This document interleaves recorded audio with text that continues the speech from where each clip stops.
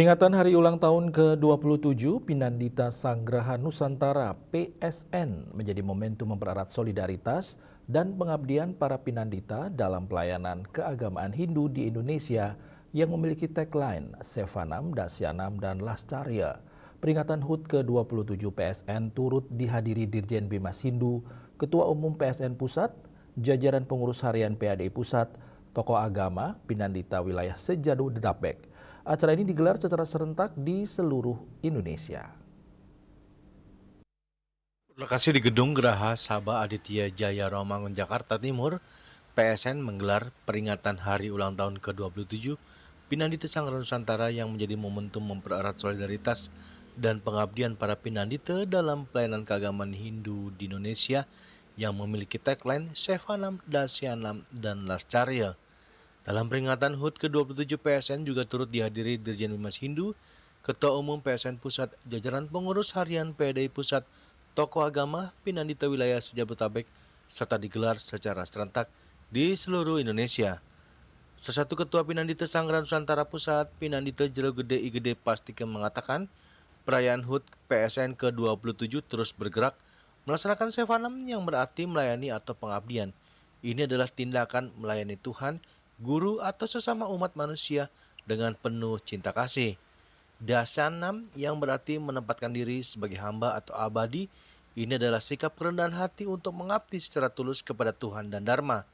Lascarya berarti keikhlasan segala bentuk pelayanan dan pengabdian harus dilakukan dengan senang hati yang tulus, rela dan tanpa pamrih atau keluhan demi umat Hindu Nusantara. Jregede IGD Pastike menambahkan, ketiga prinsip ini saling melengkapi, di mana pelayanan yang tulus ikhlas dan penuh kerendahan hati harus selalu dilandasi dengan kebaikan yang abadi. Saya selaku Ketua Umum Pinandita Sanggraha Nusantara mengucapkan ulang tahun yang ke-27 sesuai dengan tema pada perayaan ulang tahun ini adalah mari kita tingkatkan kebersamaan melalui Sevanam, Dasyanam, Lascarya. Ini sangat mendalam sekali artinya, di mana kita melaksanakan pelayanan kepada umat tidak saja secara fisik maupun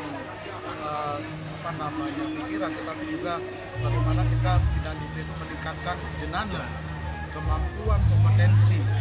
Maka bagaimana kita menjalankan dharma kita menjadi pinandita atau jero mampu menjalankan ini sesuai dengan arti Lascarya, tulus ikhlas, tidak merasa terbebani. Bagaimana kita menjalankan dengan tulus ikhlas kewajiban-kewajiban kita selaku pinandita, dan juga pada momen yang sekarang ini ulang tahun ini, saya selaku Ketua Umum menghimbau kepada seluruh pinandita di Indonesia, di Nusantara, mari kita tingkatkan pengetahuan jenana tatwa untuk pelayanan umat. Karena ke depannya bukan saja kita selaku pinandita hanya melaksanakan kitab karir saja, tetapi bagaimana memberikan pencerahan kepada umat.